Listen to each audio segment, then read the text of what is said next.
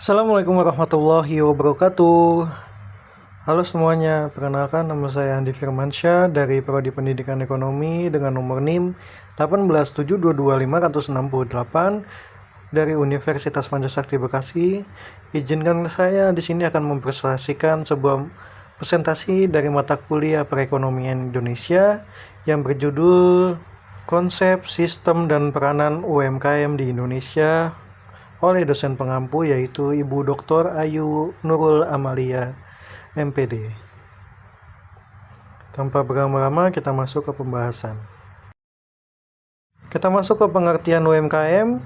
Nah, UMKM adalah usaha mikro kecil dan menengah, yaitu jenis usaha yang dikategorikan berdasarkan modal usaha dan omset tahunan. Batasan modal usaha dan omset tahunan untuk kategori UMKM berbeda-beda setiap negara. Di Indonesia sendiri, menurut peraturan Kementerian Koperasi dan Usaha Kecil dan Menengah tahun nomor 7 tahun 2020, batasan modal usaha dan omset tahunan untuk setiap kategori UMKM sebagai berikut. Nah, usaha makro itu ada modal usaha paling banyak 100 juta, omsetnya lebih dari 200 juta. Nah, usaha kecil yaitu lebih dari 100 juta, omset tahunannya lebih dari 200 juta. Ya, sedangkan usaha menengah modal usahanya lebih dari 500 juta dan tentu omset tahunannya lebih dari 300 miliar. Kita masuk ke sistem UMKM di Indonesia. Yang pertama, sistem UMKM di Indonesia diatur oleh berbagai peraturan perundang-undangan, termasuk Undang-Undang Nomor 20 Tahun 2008 tentang usaha mikro kecil dan menengah, lalu Peraturan Menteri Koperasi dan Usaha Kecil dan Menengah Nomor 7 Tahun 2020. Lalu ada Peraturan Menteri Koperasi dan Usaha Kecil dan Menengah nomor 9 tahun 2020. Nah, lanjut yang nomor 2 ada pemerintah Indonesia juga menyediakan berbagai program dan layanan untuk mendukung pengembangan UMKM seperti yang pertama ada pembiayaan, isinya ada kredit usaha mikro atau KUR, pinjaman modal Ventura, dan hibah modal usaha. Lanjut ada pelatihan. Pelatihannya itu ada pelatihan kewirausahaan, pelatihan manajemen usaha, dan pelatihan teknis. Yang terakhir ada pemasaran, yaitu fasilitas akses ke pasar, promosi produk UMKM, dan yang pasti adalah pameran UMKM itu sendiri. Peran UKM dalam perekonomian di Indonesia. Nah, UMKM memiliki peran penting dalam perekonomian di Indonesia. Yang pertama adalah penyedia lapangan kerja. Yang kedua ada kontribusi terhadap PDB. Yang ketiga ada penindustrian pendapatan. Yang keempat ada pemberdayaan masyarakat. Yang kelima yaitu ada peningkatan daya saing bangsa.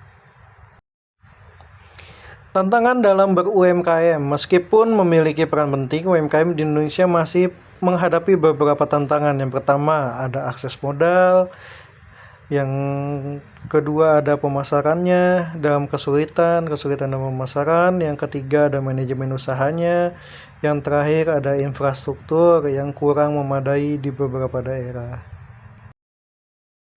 Kita masuk ke upaya pemerintah untuk mendukung UMKM. Nah, pemerintah Indonesia terus berupaya untuk mengatasi berbagai tantangan yang dihadapi oleh UMKM dengan cara yang pertama mempermudah akses permodalan. Nah, pemerintah menyediakan berbagai program pembiayaan UMKM seperti KUR, peminjaman modal, Ventura, dan hibah modal usaha. Yang kedua ada membantu pemasaran. Nah, pemerintah itu membantu pemasaran, yaitu UMKM memasarkan produk ke pasar yang lebih luas melalui berbagai program seperti pameran UMKM, promosi, dan fasilitas akses ke pasar digital. Yang keempat ada meningkatkan kapasitas UMKM. Nah, pemerintah sendiri menyediakan berbagai pelatihan dan pendampingan untuk meningkatkan kapasitas UMKM. Yang terakhir ada memperbaiki infrastruktur yang sangat penting ya. Pemerintah terus memperbaiki infrastruktur di berbagai daerah Tujuannya untuk apa? Yang pasti untuk mendukung pengembangan UMKM di setiap daerah yang ada. Nah, untuk lebih jelasnya, saya ada sedikit video untuk ditampilkan. Semoga dapat menginspiratif dari video ini untuk bahan referensi kita dan motivasi kita bersama. Tanpa berlama-lama, ini dia. Halo Sobat Sip, banyak orang bertanya di kolom komentar, bagaimana cara membangun bisnis jika modal kita kecil, atau bahkan kita tidak memiliki modal.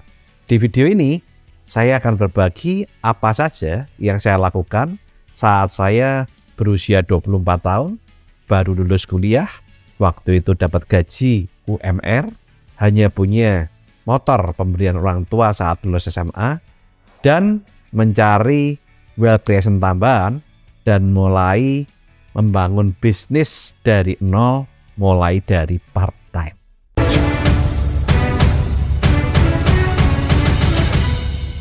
Banyak orang ingin sukses dalam kehidupannya, ingin meraih impian-impiannya, dan ingin membahagiakan orang-orang yang dicintai.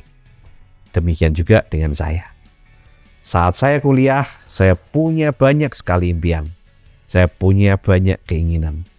Suatu hari, saya diundang ke rumah salah satu teman saya yang anaknya orang kaya. Sebut saja namanya Andi. Waktu itu, saya diundang bersama dua orang teman saya. Sebut saja namanya Budi dan Kelvin. Semua nama tersebut bukanlah nama yang sebenarnya. Kami bertiga datang ke rumah Andi naik sepeda motor. Rumahnya ada di Jalan Kertajaya Indah yang merupakan daerah elit Surabaya pada tahun 90-an. Saat saya mendatangi alamat rumah Andi, ternyata rumah Andi sangat luas dan indah. Seperti istana menurut teman-teman saya saat itu. Saat saya memencet bel, ada intercom yang bertanya, "Mau cari siapa?" Bayangkan, tahun 90-an sudah ada CCTV dan intercom di rumah itu. Dan saat dibukakan pintu, yang membukakan pintu bukanlah seorang pembantu, melainkan seorang satpam. Dan saat saya masuk ke rumahnya, kami melewati garasi yang ukurannya seluas rumah standar dengan beberapa mobil mewah di dalamnya. Setelah kami melewati garasi, kami berjalan melewati kolam renang. Saat itu teman saya, Kelvin, bertanya kepada saya dan Budi, "Kamu pengen nggak seperti Andi?" Budi dengan segera menjawab, "Jelas pengen lah." Sementara saat itu saya terdiam, karena saat itu sedang asik melihat mobil yang mewah, rumah, dan kolam renang yang indah. Kemudian Kelvin bertanya kembali pada saya, "Ton, kamu ingin nggak seperti Andi?" Pertanyaan itu membuat saya tersentak dari lamunan saya. Dalam hati saya mengatakan, siapa yang tak kepingin punya rumah indah, ada kolam renang, punya mobil mewah. Tapi pertanyaannya, maukah ayahnya Andi mengangkat saya sebagai seorang anak? Jelas nggak mungkin. Saya pun juga tidak ingin jadi anaknya ayahnya Andi, karena orang tua saya sangat menyayangi saya, dan saya pun juga menyayangi orang tua saya. Sehingga saya menjawab pertanyaan Kelvin dengan mengatakan, saya nggak ingin jadi Andi. Mendengar jawaban saya, Kelvin dan Budi kaget. Mereka bertanya pada saya, "Benar, kamu nggak kepingin jadi Andi?" Dan saya menjawab dengan tegas saat itu, "Saya tidak ingin menjadi Andi. Tapi saya kepingin menjadi papanya Andi." Itulah bedanya antara mimpi dan impian.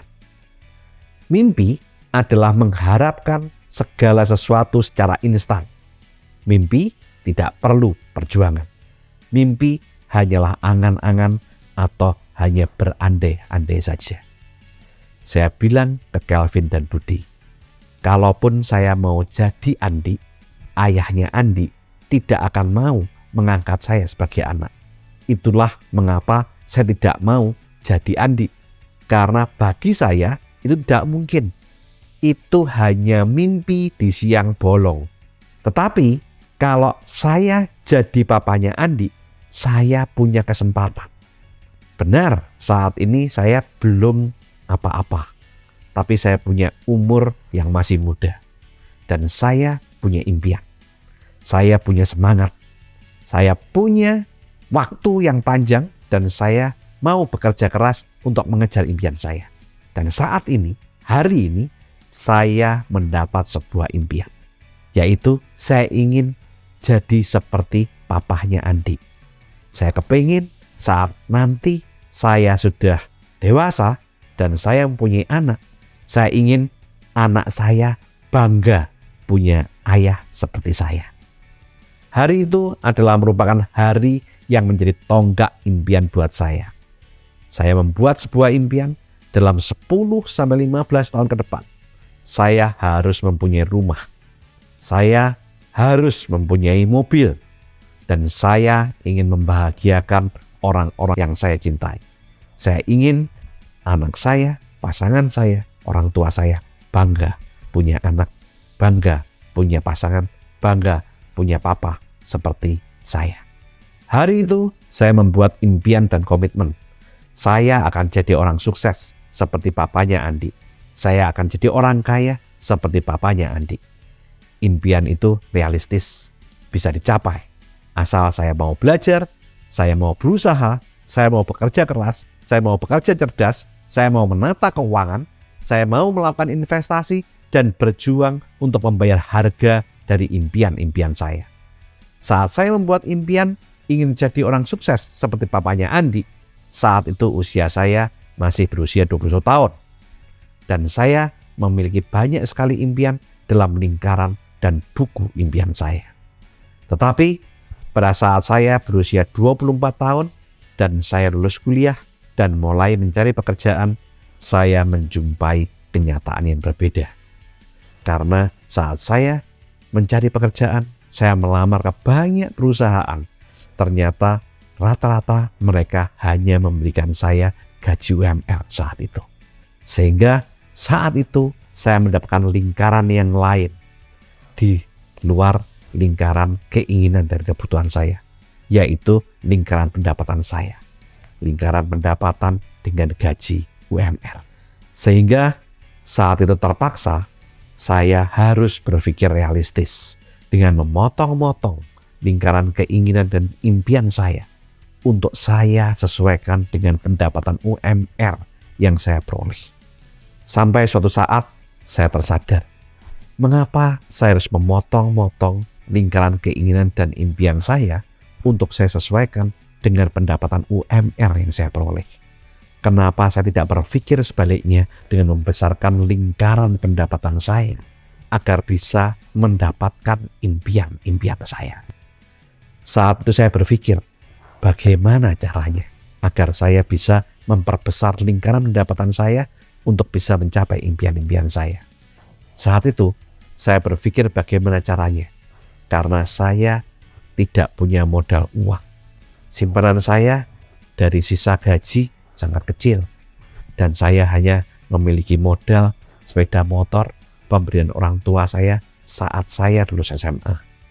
Saya berpikir bagaimana caranya mendapatkan wealth creation baru dengan mencari pekerjaan sampingan di luar jam kerja, yaitu di atas jam 6 sore sampai malam hari dan menggunakan hari Sabtu dan Minggu agar saya bisa meraih impian-impian saya satu demi satu.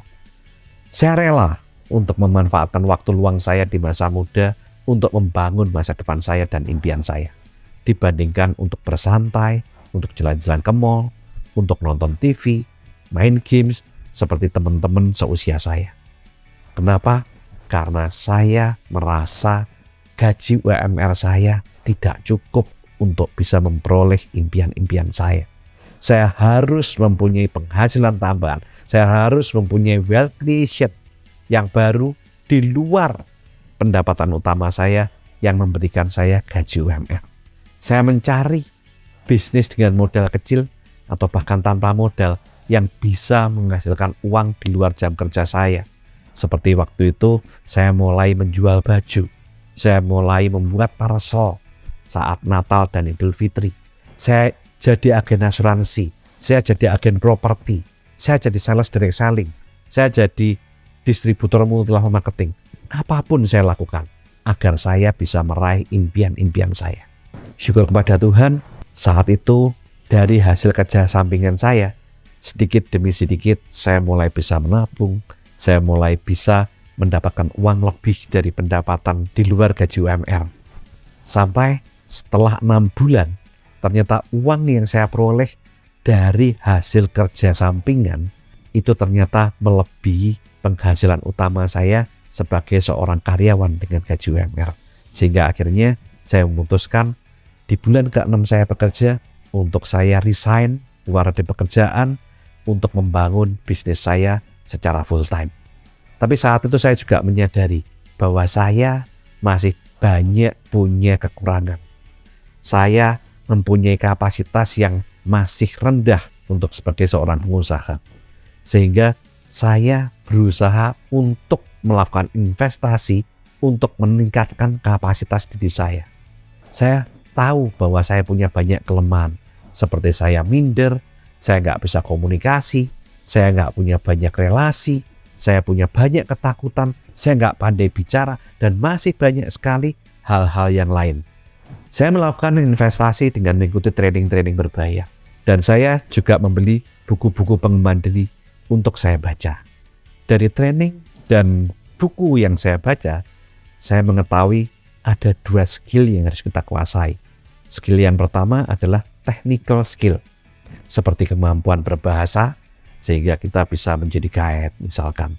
Kemudian kita bisa punya technical skill, misalkan matematika, ekonomi, fisika, sehingga kita bisa menjadi guru les privat atau bimbingan belajar gitu ya. Kemudian technical skill yang lain, seperti kita bisa belajar tentang programming, coding, editing, yang mana kita bisa berbisnis yang berhubungan dengan teknologi informatika. Dan masih banyak lagi technical skill yang lain. Tapi di samping technical skill, ternyata ada skill yang lain yang bernama soft skill yang tidak kalah penting agar kita bisa sukses. Bahkan ada yang mengatakan bahwa soft skill lebih menentukan kesuksesan seseorang dibandingkan technical skill. Soft skill itu meliputi karakter, sikap, pola pikir, mindset, sehingga itu harus kita kuasai untuk kita bisa sukses dan kaya. Dan saya sadar bahwa soft skill saya masih lemah, sehingga waktu itu saya memutuskan untuk investasi belajar tentang soft skill untuk meningkatkan rasa percaya diri saya, untuk membuang rasa minder saya, untuk membuang rasa takut saya, untuk membuat saya lebih antusias, untuk membuat saya lebih ulet, punya sikap pemenang, bisa melakukan personal branding, bisa melakukan teamwork, bisa melakukan komunikasi, bisa melakukan kolaborasi, dan bisa mempunyai sifat seorang pemimpin dan punya kemampuan leadership untuk bisa memimpin tim yang saya bentuk. Ada beberapa buku pengembangan diri yang membantu saya untuk mengembangkan soft skill saya. Buku yang pertama yang saya baca adalah The Magic of Thinking Big. Dan buku ini membantu saya untuk mengatasi minder saya, untuk membuat saya lebih percaya diri, untuk membuat saya tidak takut untuk gagal, dan membuat saya memiliki pola pikir dan mindset yang benar untuk sukses. Kemudian saya juga membaca buku 25 Ways to Win with People agar saya bisa berkomunikasi dan bisa melakukan kolaborasi, bisa mempunyai banyak relasi. Buku berikutnya yang saya baca adalah Beyond Talent agar saya memahami apa kelebihan atau talenta saya dan bidang apa yang merupakan passion atau hasrat saya. Saya juga membaca buku Your Roadmap for Success agar saya bisa memiliki impian yang benar dan saya tahu bagaimana cara meraih impian saya. Saya tahu bagaimana peta jalan saya untuk meraih impian saya. Dari buku Why Winners Win, saya mengetahui bagaimana sifat dan karakter seorang pemenang, bagaimana daya juang seorang pemenang, bagaimana keuletan seorang pemenang.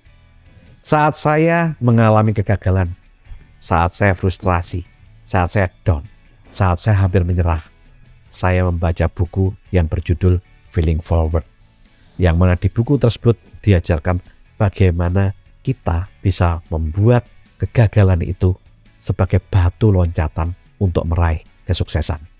Saya belajar menjadi pemain tim yang baik dengan membaca buku Teamwork Make Dream Work. Jadi dengan kita menjadi pemain tim yang baik, maka kita akan bisa mengejar impian-impian kita bisa terrealisasi. Saat saya membangun bisnis saya dan saya mempunyai tim di bawah saya, maka saya harus bisa memimpin mereka. Dan saya membaca buku yang berjudul Developing the Leader Within You. Buku-buku inilah yang membantu saya untuk mengatasi problem-problem, kekurangan-kekurangan, permasalahan-permasalahan yang saya miliki saat itu. Dan setelah saya membaca buku-buku tersebut, saya mulai bisa mengembangkan bisnis saya dengan baik. Dan sejak saat itu, saya terus membeli buku. Dan sampai saat ini, saya punya bukan hanya puluhan buku, tapi saya punya ratusan, bahkan ribuan buku yang sudah saya baca, sehingga membentuk diri saya menjadi saya saat ini. Di samping soft skill, saya juga terus meningkatkan kemampuan saya untuk technical skill, seperti salesmanship, karena bidang saya saat itu lebih banyak ke pemasaran. Tapi bagi Anda yang tidak suka dengan bisnis pemasaran, Anda bisa banyak belajar tentang technical skill yang lain, seperti belajar bahasa, belajar komunikasi, untuk Anda bisa menjadi guide mungkin, atau Anda bisa menjadi guru bimbingan belajar sebagai pekerjaan sampingan. Anda juga bisa belajar tentang coding, programming, editing yang saat ini banyak dicari oleh banyak perusahaan karena saat ini kan eranya era teknologi. Di samping itu kita juga bisa belajar tentang investasi seperti saham, reksadana, asuransi, dan properti. Sehingga kita bisa saja menjadi broker saham, sales reksadana, agen asuransi, atau agen properti. Bahkan kalau Anda sudah punya pos investasi, Anda juga bisa menaruh dana dari pos investasi kita untuk melakukan investasi di saham, reksadana, atau melakukan KPR di properti. Saat itu, karena bisnis saya bergerak dalam bidang pemasaran, maka saya harus belajar technical skill tentang salesmanship. Dan saya membaca 2 buku yang sangat bagus banget. Yang pertama adalah Superstar Sales, dan yang kedua adalah The Greatest Salesman in the World. Dari peningkatan kapasitas soft skill dan technical skill saya mulai bisa membangun bisnis saya sendiri dan melakukan investasi di bisnis saya. Mungkin sebagian di antara Anda saat ini berkata bahwa, saya ini nggak bisa jualan, saya ini nggak bakat untuk jualan, saya ini minder, saya ini nggak bisa bicara, saya ini nggak bisa kalau suruh jualan seperti itu. Ya, kalau Anda nggak bisa menjual, Anda bisa belajar editing, coding, programming, agar Anda bisa berkarir di bidang teknologi. Tapi mungkin sebagian dari antara Anda juga mengatakan, wah saya ini kurang pandai kalau hal-hal seperti itu. Oke, mungkin Anda bisa belajar bahasa agar Anda bisa jadi guide. Waduh, nilai bahasa saya dari dulu jelek. Saudara, kalau Anda selalu mengatakan saya nggak bisa, maka Anda nggak akan pernah bisa. Kalau Anda mau bisa, ya Anda harus mau berusaha, Anda harus mau belajar. Saya pun dulu juga nggak bisa jualan, tapi saya harus meningkatkan kapasitas saya agar saya bisa menjual. Permasalahannya adalah bukan apakah Anda mampu atau tidak mampu, tetapi permasalahannya adalah apakah Anda mau atau tidak mau untuk belajar dan berusaha. Saya lebih memilih untuk berjuang agar bisa merubah kehidupan saya dan meraih impian-impian saya dibandingkan memilih untuk menyerah dengan ketidakmampuan saya dan hidup menjadi orang rata-rata dengan gaji UMR. Saya nggak kepingin hal itu terjadi seumur hidup saya. Saya ingin meraih impian-impian saya. Saya ingin membahagiakan orang-orang yang saya cintai. Bagi Anda yang saat ini masih usia 20-an, Anda beruntung karena saat ini kondisinya jauh lebih mudah dibandingkan zaman saya dulu. Karena saat ini banyak sekali lowongan kerja part-time. Seperti yang tadi saya katakan, coding, programming, editing, bimbingan belajar. Itu banyak yang bisa dilakukan secara part-time. Ada juga bisnis dengan modal yang relatif kecil. Seperti buka marketplace. Itu kan sebetulnya seperti buka toko. Cuman bedanya Anda nggak perlu modal besar untuk buka toko. Anda cukup buka toko di marketplace dengan modal yang sangat kecil. Anda juga bisa jadi influencer di Instagram, di Facebook, di TikTok. Bahkan Anda bisa jual lewat Instagram, lewat TikTok, lewat Facebook. Kemudian Anda juga bisa jadi content creator. Nah, pekerjaan-pekerjaan ini bisa Anda lakukan secara sambilan di rumah. Atau kalau Anda mau kerjakan secara penuh, juga bisa dengan di rumah. Bagi Anda yang suka untuk keliling-keliling, Anda bisa jadi driver Gojek. Itu juga merupakan sebuah peluang usaha. Bahkan saat ini juga ada bisnis yang tanpa modal, seperti dropshipper, kemudian jadi agen asuransi, jadi distributor multi-level, jadi agen properti, dan lain-lain. Itu semuanya ada.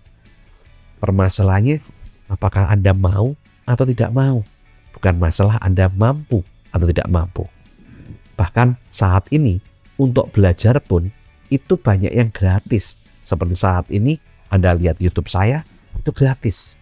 Anda juga bisa lihat YouTube yang technical skill juga ada. Ya, soft skill juga banyak. Kemudian Anda juga bisa tanya ke Google. Anda juga bisa tanya ke ChatGPT dan lain-lain. Banyak sekali sumber untuk kita kalau mau belajar saat ini. Seperti yang sudah saya sharingkan di video 2 aset untuk menjadi kaya dan makmur, kita sudah diberi 2 aset yang luar biasa oleh Tuhan, yaitu diri sendiri dan waktu. Maka dari itu, manfaatkan baik-baik.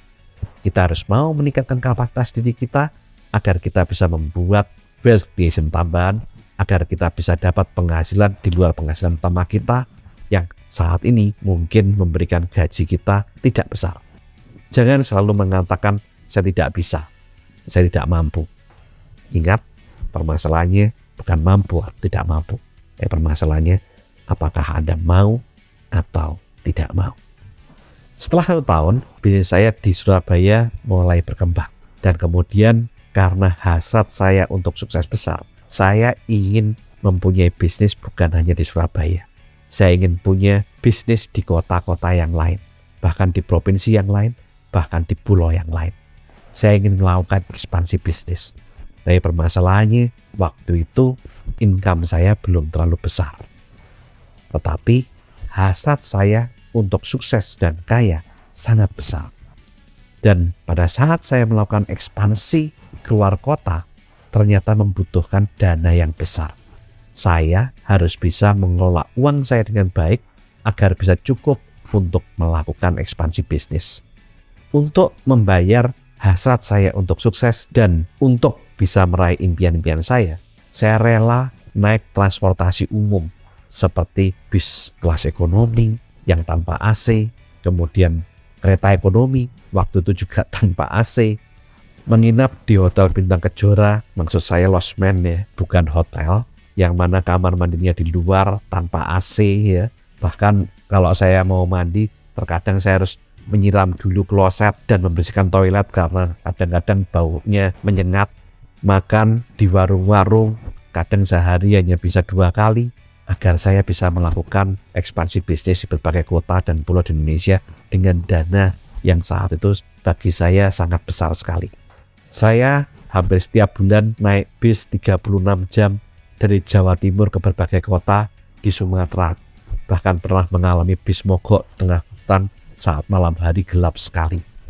Banyak sekali suka duka yang saya alami dan menjadi bumbu penyedap saat saya bisa meraih kesuksesan.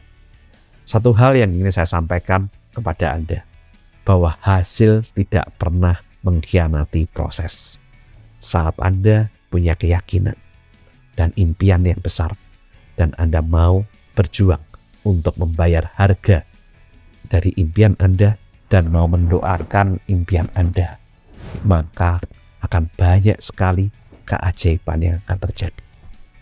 Banyak impian-impian yang pada awalnya terlihat sulit dicapai, tapi saat Anda mempunyai impian, saat Anda mempunyai iman, dan saat Anda mau bekerja keras dan bekerja cerdas untuk meraihnya, maka akan banyak keajaiban-keajaiban yang Anda akan terima. Berduetlah dengan Tuhan, doakan impian Anda. Do the best and let God do the rest. Saya harap sharing saya di video ini bisa membantu Sobat Sip untuk bisa sukses dan menjawab pertanyaan di kolom komentar bagaimana cara membangun bisnis mulai dari nol. Saya harap ini bermanfaat buat Anda dan lakukan terus saving, investing, protecting agar hidup Anda makin sip. Saya Tony Hermawan Adikaryo. Sampai jumpa di puncak kemakmuran. Nah, gimana videonya? Menarik bukan? Insya Allah apa yang beliau sampaikan bermanfaat untuk kita semua.